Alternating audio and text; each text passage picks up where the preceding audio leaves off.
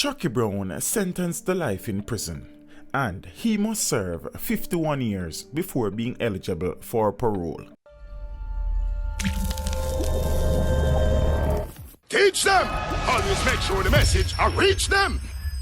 Trial Judge Justice Vivian Harris had strong words for murder convict Police Constable Collis Chucky Brown in handing down sentencing on Friday, January 25th in the Home Circuit Court in downtown Kingston. Brown was sentenced by Harris to life in prison and was ordered to serve 51 years before being eligible for parole. He was found guilty on 3 counts of murder, conspiracy to commit murder, and wounding with intent on November the 15th of 2018. Evidence was presented during the trial that Brown fatally shot Damoy Gotti Dawkins along the Palmer's Cross Main Road in Clarendon on January 10th, 2009 and murdered Dwayne Douglas and Andre Ferron along the Swansea Main Road, also in the parish, on December 13th, 2012. The court heard evidence that Brown was a part of a so-called police death squad in Clarendon. Justice Harris, in handing down sentencing, said that as a member of the Jamaica Constabulary Force, Brown was tasked with the responsibility to serve and protect, but instead embarked upon an agreement with senior members of the force to murder individuals believed to be involved in crime. She described the killing of the men as extreme moral turpitude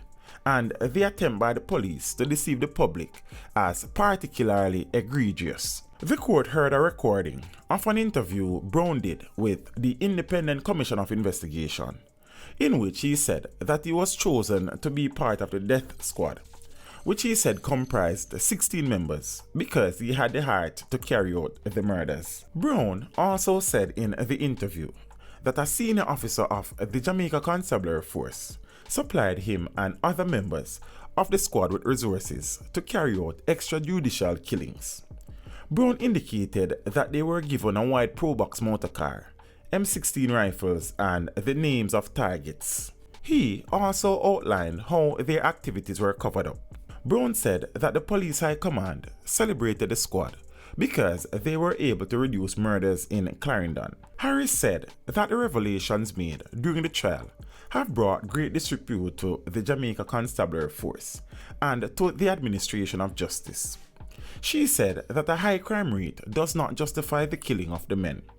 Harris further stated that this type of action cannot be the solution to Jamaica's crime problem. The sentencing breakdown is as follows. Case 1. For the murder of Damoy Gotti Dawkins, life imprisonment. He must serve 20 years before being eligible for parole. For conspiracy to commit murder, 8 years in prison. For wounding with intent, 15 years in prison. The sentences are to run concurrently, meaning Brown will be eligible for parole after serving 20 years. Case 2. For the murder of Dwayne Douglas, 31 years in prison. For the murder of Andre Ferron, 31 years in prison. The sentences are to run concurrently, which means Brown will serve a total of 31 years for both murders. The court also ruled that the policeman must first serve the minimum 20 years from the first case, and then the 31 years from the second case. The ruling means that Brown, who spent 21 years of his life in the Jamaica Constabulary Force and who is now 42 years old, will be imprisoned for at least 51 years and may not be released from prison until he is 93 years old. Despite pleas for a short sentence from his family and community members, as well as his attorney Norman Godfrey, the married father of 5 was effectively sentenced to spend the rest of his natural life in prison. His social inquiry report painted a picture of a family man who attended church regularly. He was described by family members as a mediator, helpful and cool. His community described him as a disciplinarian. However, that did not sway Justice Harris.